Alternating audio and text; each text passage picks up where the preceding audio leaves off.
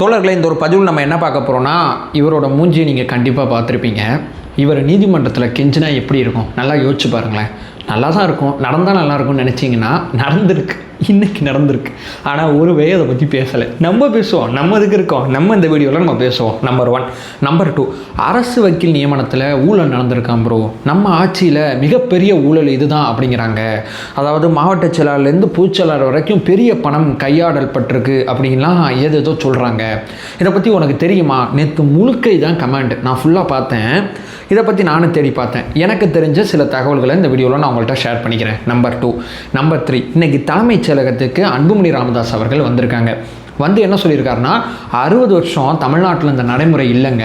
இன்றைக்கி அமைச்சர் என்னானந்த் அவர்களை சந்திக்கும் போது இதை என்னால் உணர முடிஞ்சு, இதை பற்றி நான் மீடியாவிலே பேசணும்னு ஆசைப்பட்றேன்னு சொல்லி மீடியாவிலே பேசியிருக்கார். இது என்ன அப்படிங்கிறத பார்க்க போகிறோம். 4வது பிரதானமான கடைசியான ஒரு விஷயம், நம்ம ஒன்று பண்ணால் டிஎம்கே ஒன்று பண்ணிக்கிட்டே இருக்காங்க. ஆனால் நம்ம அந்த டிஎம்கே பண்ணுற விஷயத்தில் கவனம் செலுத்தாமல் நம்ம என்ன பண்ணுறோங்கிற விஷயத்தில் கவனம் செலுத்தணுங்கிறது பெரிய கோரிக்கையாக அந்த வீடியோவில் வைக்கிறேன். ஏன்னா நான் இதை கம்பேர் பண்ணி பேசும்போது நிச்சயமாக உங்களுக்கு இந்த விஷயம் புரியும். நாலுமே முக்கியமான செய்திகள் 1 by 1 தெளிவாக பார்க்கலாம். உற்சாக வணக்கங்கள். வாங்க பதிவுக்குள்ளே போகலாம். தோழர்களே, இப்போ முதல் விஷயம், இந்த ஜென்சியோட ஒருங்கிணைப்பாளர் 34 வயசு இவரெல்லாம் எப்படி ஜென்சின்னு சொல்லிக்கிறாருன்னு தெரில. ரைட்டு, அது ஏதோ ஒரு கதைன்னு வச்சுங்களேன். இவர் என்ன பண்ணியிருக்காரு, ஃபோனில் வந்து அப்படி பேசுகிற மாதிரி ஒரு காரில் போயிட்டு இருக்கும்போது ஒரு வீடியோ ஒன்று பண்ணியிருப்பார். இன்ஸ்டாகிராமில் இருந்திருக்கும். அதை பற்றி அவர் பேசும்போது இது தப்புன்னு சொல்லி கண்டித்து நம்ம ஒரு வீடியோ போட்டோம். அதோட பிரச்சனை தான் இப்போ நடந்துக்கிட்டு இருக்கு. இவர் வந்து பேசணுன்னே இவர் மேலே வழக்கு பதிவு செய்கிறாங்க. ஏன்னா இவர் ஃபோனில் என்ன பேசுகிறாருன்னா, ஜேசன் சஞ்சய் அப்படின்னு சொல்லி விஜயண்ணாவை பற்றி அவங்க அப்பாட்ட இந்த மாதிரி பேசுகிறேன் அப்படின்னு சொல்லி சம்மந்தம் இல்லாத தனிமனித தாக்குதலை முதலமைச்சர் விஜய் அவர்களை நோக்கி நடத்தியிருப்பார். அதை பார்த்தோன்னே இவர் மேலே நடவடிக்கை எடுக்கணும்னு சொல்லி இவர் மேலே நடவடிக்கை எடுக்க வழக்கு பதிவு செஞ்சிருந்தாங்க. இவரை கைது செய்ய முயற்சி பண்ணாங்க. அப்போது தான் உதயநிதி ஸ்டாலின் அவர்கள், ஒரு பக்கம் கனிமொழி அவர்கள், இவங்க எல்லாருமே கண்டனம் தெரிவிக்கும் போது வீட்டில் இல்லை, தலைவர் தலைமறைவாக இருந்தார். இவ்வளோ நாள் எங்கே இருந்தார்னே தெரியல. தலைமறைவாக இருந்துட்டு முன்ஜாமீன் மனு நீதிமன்றத்தில் போட்டிருந்தார். என்னை கைது பண்ண வர்றாங்க, ஸோ முன்ஜாமீன் கொடுங்கன்னு சொல்லி சென்னை உயர்நீதிமன்றத்தில் முன்ஜாமீன் மனு விசாரிக்கப்படுது. முன்ஜாமீன் மனுவை பார்த்த நீதிபதி என்ன பார்த்துருக்காருன்னா, இவர் என்ன பேசியிருக்கார் அப்படிங்கிற விஷயத்தை கவனிச்சிருக்காரு. அவர் பேசின விஷயத்தை பார்த்தோன்னா நீதிபதி டென்ஷன் ஆகிட்டார். இதுக்கெல்லாம் முன்ஜாமீன்லாம் தர முடியாது. என்னது இது? கருத்து சுதந்திரம் அப்படிங்கிறது ஒன்று இருக்குங்க, நான் ஒத்துக்கிறேன். கருத்து சுதந்திரம்னா மரியாதையாக அரசாங்கத்தோட பாலிசியை விமர்சனம் பண்ணுங்க, அரசாங்கத்தோட செயல்பாடு, அரசாங்கத்தில் நடக்கக்கூடிய விஷயங்களை விமர்சனம் பண்ணுங்க. அது என்ன தனிப்பட்ட முறையில் குடும்ப ரீதியான தாக்குதல் நடத்துறீங்க? ஒரு முதலமைச்சர் அவரை போயிட்டு இப்படி தாக்குனா இதுக்கு இதெல்லாம் பண்ணிவிட்டு இங்கே முன்ஜாமீன் கேட்டால் கொடுத்துருவோமா அப்படின்னு சொல்லி நீதிபதி பார்த்துட்டு சொல்லியிருக்காரு. 2வது, திமுக தரப்பில் வலுவான வாதம் என்ன தெரியுமா முன் வச்சிருக்காங்க, சார் மன்னிப்பு கடிதம் எழுதி தந்துடுறோம், இனிமேல் இந்த மாதிரிலாம் பேச மாட்டாப்புல, இந்த ஒரு தடவை மட்டும் முன்ஜாமீன் கொடுங்க அப்படின்னு கேட்டிருக்காங்க. நீங்கள் மன்னிப்பு கடிதம் எழுதினாலும் முன்ஜாமீன் தர முடியாது அப்படின்னு சொல்லி நீதிமன்றம் மறுத்திருக்காங்க. அதுக்கப்புறம் முன்ஜாமீன் மனுவை வாபஸ் வாங்கிட்டு வந்திருக்காங்க. இப்போ அவங்க முன்ஜாமீன் மனுவை வாபஸ் வாங்கியாச்சா, இப்போ நம்ம கைதுக்கு போனோம்னா இப்போ என்ன ஆகும், நம்ம கைது பண்ணுவோம், நீதிமன்ற காவலை நோக்கி நீதிமன்றத்துக்கு நகர்த்துவோம். ஏன்னா 24 மணி நேரத்துக்குள்ளே நீதிமன்றத்தில் கைது செய்யப்பட்ட நபரை ஆஜர்படுத்தணும். அப்போ அங்கேருந்த நீதிபதி என்ன பண்ணுவார், இல்லைங்க இதுக்கெல்லாம் போய்ட்டு இது கைது பண்ணுறீங்க அப்படின்னு சொல்லி கைது செல்லாதுன்னு சொல்லுவாங்க. இதுதான் சுற்றி நடந்துக்கிட்டு இருக்கு. அனிதா ராதாகிருஷ்ணன் அவர்கள் விஷயத்தில் முன்ஜாமீன் மனு ரத்து செய்யப்பட்டதுனால முன்ஜாமீன் தர முடியாதுன்னு சொல்லி தள்ளுபடியான பிறகுதான் கைதுக்கு போனோம். ஆனால் அந்த கைது செல்லாது அப்படின்னு சொல்லி ஒரு அறிவிப்பு வெளியிட்டு நிபந்தனை ஜாமீன் அவர் கொடுத்திருந்தாங்க. ஆனால் இப்போ பார்த்தீங்கன்னா நம்ம இவரை நோக்கி கைது நடவடிக்கை நகர்ந்தோம்னா இங்கேயும் இதே தான் நடக்கும். இப்போ நம்ம அரசாங்கம் என்ன பண்ணுறது, சரி வழக்கு பதிவு செஞ்சுட்டு அமைதியாக அப்படியே பார்த்துட்டே இருந்தால் தண்டனை இன்னைக்கு கிடைக்கிறது. ஒருத்தர் அவதூறாக பேசியிருக்காருங்கிற வழக்கை நடத்தி கொண்டு போனீங்கன்னா அது முடிகிறதுக்கே ரொம்ப நாள் ஆகும். இந்த மாதிரி இந்த அரசியல் உரையாடல் இங்கே நிகழ்த்தப்படக்கூடாதுங்கிறதுனால தான் தாவேக தொண்டர்கள் தப்பு பண்ணாலும் இங்கே வழக்கு பதிவு செய்யப்பட்டு இருக்கு. ஸோ வழக்கு பதிவுக்கு அடுத்து கைதுன்னு போகும்போது சில கைதை நீதிமன்றம் ஏற்றுக்கிறாங்க, சில இதை ஏற்றுக்க மாட்டாங்க. உதாரணத்துக்கு இந்த திருச்சி சூர்யா விஷயத்தை ஏற்றுக்கிட்டாங்க, முக்தாரோட கைதை ஏற்றுக்கிட்டாங்க. அவங்க மேலே இப்போ நம்ம குண்டாஸ்லாம் போட்டிருக்கோம். ஆனால் அதே லேயரில் அனிதா ராதாகிருஷ்ணன் விஷயத்தை ஏற்றுக்கல. அதே நேரத்தில் இந்த சரண் ஜெயக்குமாரா அவரோட விஷயத்தை ஏற்றுக்கல.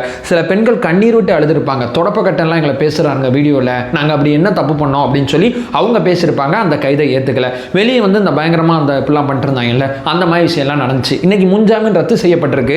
நம்ம இப்போ கைதுக்கு போனால் அந்த கைது ஏற்றுக்கொள்ளப்படுமாங்கிறது கொஸ்டின் மார்க். நான் என்ன சொல்கிறேன், இந்த சண்டை போடுறதுக்கு ஆரோக்கியமாக விவாதிப்போம். நீங்கள் உங்கள் வீடியோவில் பேசுங்க, நாங்கள் எங்கள் வீடியோவில் பேசுவோம், இல்லை 2 பேரும் ஒரே இடத்துல உட்காந்து பேசுவோம். தயாராக இருக்கும், எந்த விதமான பிரச்சனை இல்லை. ஆனால் மரியாதை முக்கியம்.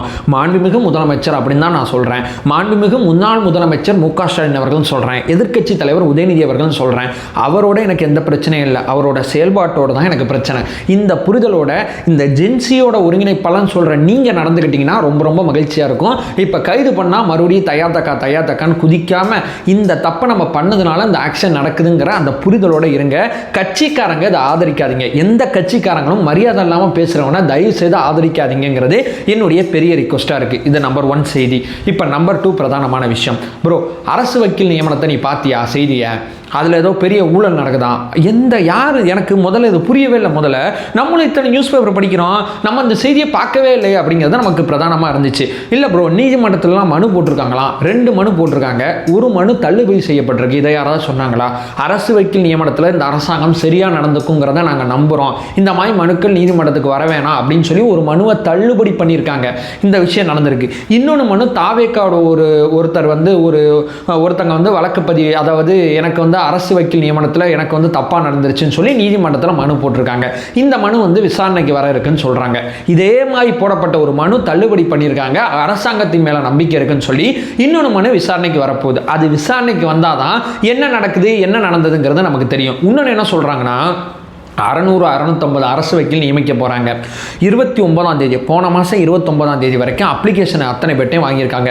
யார் யாருக்கு தகுதி இருக்குன்னு ஃபீல் பண்ணுறீங்களோ வாங்க அப்ளை பண்ணுங்கள். அதாவது இந்த க்ரைட்டீரியா இருக்குது. நீங்கள் உயர்நீதிமன்றத்தில் வேலை செய்யணும்னா இந்த அனுபவம் இருக்கணும், மாவட்ட கோர்ட்டில் இருக்கணும்னா இது இருக்கணும், சிவில் கோர்ட்னா இது, கிரிமினல் கோர்ட்னா இது, ஸ்பெஷல் கோர்ட்னா இதுன்னு சொல்லி ஏகப்பட்ட க்ரைட்டீரியாவோட மனுக்களை முதல்ல வாங்கியிருக்காங்க. மனுக்களை வாங்கி முடிச்சுட்டு எப்போ நியமனம் போட போகிறாங்கன்னா இந்த மாதம் லாஸ்ட்டில் தான் இவர் தான் அரசு வழக்கறிஞர், இவர் இல்லை அப்படிங்கிற நியமனத்தை இந்த மாசம் லாஸ்ட்ல தான் போட போறாங்க. அதுக்குள்ளே இவர் அரசு வழக்கறிஞர் இல்லை அப்படிங்கிற முடிவுக்கு எப்படி நம்ம வர முடியும்? ஏதோ வாட்ஸ்அப்பில் பரவுதுங்கிறாங்க, ஏதோ ரெக்கமெண்டேஷன் லெட்டர் கொடுத்தாங்கிறாங்க. ரெக்கமெண்டேஷன் லெட்டரோ வாட்ஸ்அப்பில் பரவுறதோ அந்த குழு இருக்குல்ல, ஒரு குழு அமைச்சிருப்பாங்க. அந்த குழுவில் உள்துறை செயலாளர் இருப்பார், சட்டத்துறை செயலாளர் இருப்பார், நம்மளுடைய மிக முக்கியமான பல அட்வொகேட்லாம் அங்கே இருப்பாங்க. எல்லாரும் பார்த்துட்டு தகுதி அடிப்படையில் தான் இந்த நியமனத்தை நாங்கள் பண்ண போகிறோங்கிறத ரொம்ப தெளிவாக சொல்லிட்டாங்க. இப்போ வரைக்கும் யார் அரசு வழக்கறிஞருங்கிறது தெரியாமல் இதில் எப்படி ஊழல் நடந்ததா எப்படி நம்ம சொல்ல முடியும்? எப்படி நம்ம இதை பற்றி பேச முடியும்? ரெக்கமெண்டேஷன் லெட்டர் அடிப்படையில் தான் இது நடந்திருக்குன்னு சொல்கிறாங்க.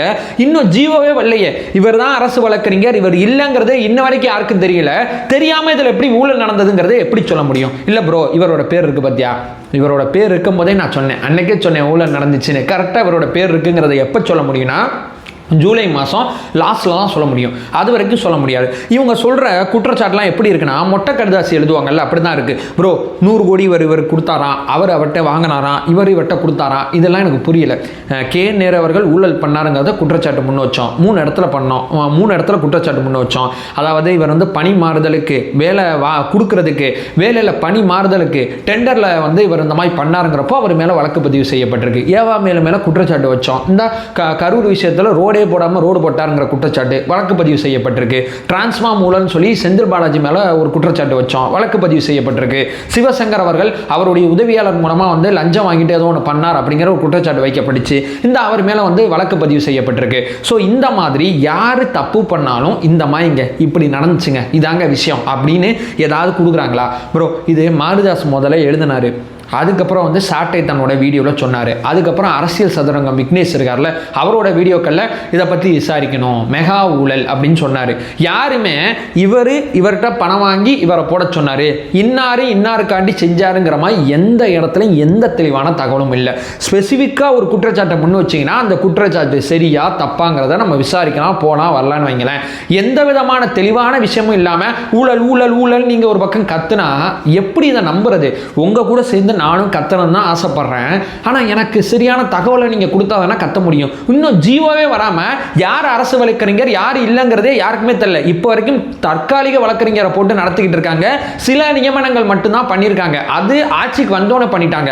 அப்ளிகேஷனே வாங்கி இப்போ தான் வெரிஃபிகேஷன் பண்ணிட்டு இருக்காங்க. அதுக்குள்ளே இங்கே ஊழல்ங்கிறது எப்படி சொல்ல முடியும்? உங்களோட சேர்ந்து நானும் கத்த தயாராக இருக்கேன். ஆனால் எனக்கு தெளிவான தகவலை கொடுங்க அப்படிங்கிறதான் நான் கேட்குற 2வது மிக முக்கியமான விஷயமா இருக்குது. இதை தள்ளி வச்சிருங்க. இப்போ மூணாவது, அன்புமணி ராமதாஸ் அவர்கள் ஒரு விஷயத்தை ரொம்ப சூப்பராக பண்ணிகிட்டு இருக்காருங்க. இந்த சும்மா அந்த குதிரை பேரம் கழுத பேரம்லாம் பண்ணிகிட்டு இருக்காதிங்க. அந்த பக்கம் மேகதாதுல அணை கட்டுறதுக்கு ட்ரை பண்ணிகிட்டு இருக்காங்க. நான் நடைபயணம் போயிட்டுருக்கேன். ஜல்லிக்கட்டுமா இளைஞர்கள் அத்தனை பேரும் ஒன்று சேர்ந்து இதை தடுக்கணும். அந்த பக்கம் பார்த்தீங்கன்னா இவர் பாண்டியன்கிற ஒருத்தர் விவசாய சங்கத்தை வச்சுருப்பாரு. விவசாய சங்கத்தோட தலைவராக இருப்பார். அவர் மேகதாது டேம் எங்கே கட்டுறாங்களோ அந்த லொக்கேஷன் போயிட்டு வீடியோ போடுறாரு. இங்கே பாருங்கள் வேலை நடக்கிற மாதிரி தெரியுது அப்படின்னு சொல்லி அவர் ஒரு வீடியோ போடுறாரு. நம்ம கவனிக்க வேண்டியது மேகதாது அப்படின்னு சொல்லி தன்னுடைய அனுபவங்கள் தன்னுடைய விஷயங்கள் அத்தனையுமே அமைச்சர்கிட்ட சொன்னால் நல்லா இருக்கும் அப்படின்னு சொல்லி நேரடியாக தலைமைச் செயலகம் வராரு. அமைச்சரை சந்திக்கிறாரு. அமைச்சர் வாசலில் வந்து வரவேற்கிறார். வாங்குங்க, உங்களோட அனுபவத்தை நீங்கள் எங்களுக்கு சொல்லுங்கள், கண்டிப்பாக நாங்கள் அதை ஏற்றுக்கிறோம் அப்படின்னு சொல்லி அவர் வாசலில் வந்து வரவேற்று உள்ளே கூட்டு போகிறாரு. உள்ளே கூட்டு போயிட்டு அவரோட ஒரு உரையாடல் நடக்குது. அவர் பொதுப்பணித்துறையாக இருக்கக்கூடிய நம்மளுடைய ஆதவஜன அண்ணன் எல்லாரும் சேர்ந்து அந்த உரையாடல் நிகழ்த்துறாங்க. வெளியே வந்து என்ன சொல்கிறாருன்னா, என்னுடைய அனுபவங்கள் அத்தனையுமே நான் ஷேர் பண்ணிக்கிட்டேன். எப்படிலாம் நான் அந்த நீர் மேலாண்மை சார்ந்து என்னுடைய புரிதல் என்னுடைய திட்டமிடல் அத்தனையுமே நான் ஷேர் பண்ணிக்கிட்டேன். 60 வருஷமாக எதிர்கட்சிக்காரனை இப்படி ரிசீவ் பண்ணி எந்த அரசாங்கமும் எந்த ஒரு விஷயத்தையும் இது வரைக்கும் கேட்டது கிடையாது. முதல் தடவை ஒருத்தங்க பண்ணியிருக்காங்க. இது எனக்கு ரொம்ப ரொம்ப மகிழ்ச்சியாக இருக்குன்னு சொல்லி அன்புமணி ராமதாஸ் அவர்கள் சொல்லிட்டு போகிறாங்க. அவர் நம்ம ஆட்சியில் நடக்கக்கூடிய விஷயங்கள்லாம் தப்பு எங்கேயாவது நடந்துச்சுன்னா அவருடைய அறிக்கை மூலமாக அவர் வந்து இது தப்பாக இருக்குங்க, இதை பாருங்கள், இதை செய்யுங்க அப்படின்லாம் சொல்லுவார். இன்றைக்கி மேகதாது விஷயத்தில் ஃபுல் ஃபோக்கஸ்டாக அவர் வேலை பார்த்துட்டு இருக்காரு. அதோட தொடர்பாக நடுவர் மன்றத்துக்கு நீங்கள் இப்படி ஒரு காரணம் சொல்கிறீங்க, எனக்கு இந்த காரணத்தில் இப்படி ஒரு பிரச்சனை இருக்குது, அனைத்து கட்சி கூட்டத்தை கூடுங்க, நம்ம வந்து விவாதிப்போம், நம்ம பேசுவோம் அப்படின்னு சொல்லிட்டு போயிருக்காரு. இது ஆரோக்கியமான உரையாடலை. நீங்கள் எதிரில் இருந்தாலும் பரவாயில்லைங்க, இந்த அரசாங்கத்துக்கு ஏதாவது ஆலோசனை இருந்தால் சொல்லுங்க, நாங்கள் கேட்டுக்கிறோன்னு இருக்கோம். நம்ம எங்கெங்க ஊழல் பண்ண போறோம், ஒரு தெளிவான புரிதலை எந்த அரசியல் கட்சி தலைவராது இதை பத்தி ஏன் திமுக வந்து நம்ம வந்து அரசு வக்கீல் விஷயத்துல ஊழல் பண்ணிட்டோம்னா திமுக நம்மளை சும்மா விடுமா? யோசிச்சு பாருங்க. எதிர்கட்சி தலைவராக இருக்கக்கூடிய உதயநிதி அவர்கள் கண்டனம் தெரிவிச்சாரா? அந்த பக்கம் வந்து கனிமொழி அவர்கள் கண்டனம் தெரிவிச்சாங்களா? இல்ல திமுக தலைவராக ஸ்டாலின் அவர்கள் கண்டனம் தெரிவிச்சாங்களா? யாராவது ஏதாவது பேசுனாங்களா? அன்புமணி ராமதாஸ் இருக்கார்ல, சின்ன விஷயம் அரசு நிர்வாகத்தில் நடந்தாலும் அவருக்கு தெரிஞ்சிருங்க, அவர் ஏதாவது பேசினாரா? யாருமே பேசலைங்க. இங்க மாரிதாஸ் அப்படிங்கிற ஒருத்தர் போட்ட ட்வீட் அடிப்படையில் இது ஒரு பெரிய நரேட்டிவாக செட் பண்ணிட்டு இருக்காங்க. அந்த ட்ராப்பில் விழுந்துடாதீங்க ப்ரோ.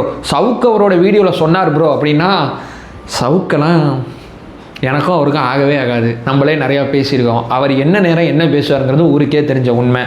இதெல்லாம் தயவு செய்து நம்பாதீங்க தோழர்களே. நல்ல கேள்வி கேளுங்க, கரெக்டாக சொல்லுங்கள், எந்த பாயிண்ட் எந்த இடத்துல எப்படி ஊழல் நடந்திருக்கு, யார் அப்படின்னு சொல்லி கேளுங்க. இப்போ குதிரை பேரம் சம்மந்தப்பட்ட விஷயத்தில் நம்ம குற்றச்சாட்டு முன் வச்சோம்.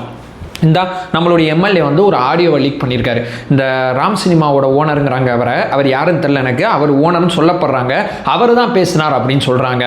இப்படி இந்த மாதிரி பேசினாருங்க இந்த விஷயங்கள் இருக்குங்க அப்படின்னு சொல்லி ஆடியோ வெளியிடுறாங்க. ஒரு பக்கம் பார்த்தீங்கன்னா இளையராஜா அப்படிங்கிற ஒரு எம்எல்ஏ மேலே இந்த மாதிரி வந்து பேரம் பேசுறதுக்கான புகார் இருக்கும்போது அவர் போய் புகார் கொடுக்குறாங்க. யார் என்னன்னு சொல்லி ஒரு சர்க்கிள் அப்படியே சுற்றுறாங்க. எவ்வளோ பேர் அரெஸ்ட் பண்ணியிருக்காங்க? 18 பேர் பக்கம் அரெஸ்ட் பண்ணியிருக்காங்கன்னு நினைக்கிறேன் அந்த விஷயத்தில். அது மட்டும் இல்லாமல் செந்தில் பாலாஜிக்கு லுக் அவுட் நோட்டீஸ் கொடுத்தாங்க. அந்த லுக் அவுட் நோட்டீஸ் வெளியிட்டும் வெளிநாடு போக முடியாம அவரை நம்ம வந்து தடுத்து வச்சிருக்கோம். உள்ளூருக்குள்ள சுத்துறாரு. சம்மன் கொடுத்து இன்னைக்கு ஆஜராகல. நம்ம வைக்கிற குற்றச்சாட்டு எப்படி இருக்கு, இவங்க நம்ம மேல வைக்கிற குற்றச்சாட்டு எப்படி இருக்கு? 60 வருஷமா எதிர்க்கட்சிகள் என்ன சொல்றாலும் எதை பத்தியுமே கேட்காம இருக்கிற அரசாங்கத்தை பார்த்திருக்கோம். யார் என்ன சொன்னாலும் தப்பு இருந்தால் அதை சரி பண்ற ஒரு அரசாங்கத்தை இப்பதான் நான் பார்க்கிறேன்னு சொல்லி அன்புமணி ராமதாஸ் அவர்கள் நம்ம பாராட்டிட்டு போறாங்க. இப்படிப்பட்ட சுச்சுவேஷன்ல அந்த அரசு வக்கீல் நியமனத்தை பத்திலாம் நம்ம குற்றச்சாட்டு வைக்கிறது எந்த மாதிரி சரியா இருக்குங்கிறது எனக்கு தெரியல. இது மூணாவது. எது தப்பு நடந்தாலும் நீங்கள் யோசிக்கிறதுக்கு முன்னாடி நான் கொண்டு வந்து இந்த வீடியோவில் சேர்த்துருவேங்கிறது என்னுடைய பெரிய நம்பிக்கை. ஆனால் நம்ம ஒரு விஷயத்தை பேச போகிறோம், ஒரு விஷயத்த சொல்ல போகிறோம்னா தெளிவாக சொல்லணும். இல்லைனா ஏன்னா நம்ம அரசாங்கம் எல்லாத்தையும் காது கொடுத்து கேட்குங்கிற நம்பிக்கை எனக்கு இருக்குது. அதனால தெளிவாக நம்புகிற குற்றச்சாட்டு எதுவும் இருந்தால் பேசுவோம். இல்லையா நம்ம ஆஸ் யூசுவலாக நம்ம பேச வேண்டிய வேறு சில விஷயங்களை பேசிட்டு வீடியோவை எண்ட் பண்ணிடலாம். இதுதான் என்னுடைய எண்ண ஓட்டம். அதை சொல்லிட்டு இந்த வீடியோவை எண்ட் பண்ணிக்கிறேன். நம்ம சேனலை ஃபர்தராக ஃபாலோ பண்ணிங்கன்னா பொலிட்டிக்கல் சார்ந்து மிக முக்கியமாக பல்வேறு விதமான விஷயத்தை நம்ம பார்த்துட்டு இருக்கோம். நம்மளோட ஒரே நோக்கம் அறியாமை அகற்ற வேண்டும், அறியாமை அகற்றப்பட வேண்டும். Thank you so much.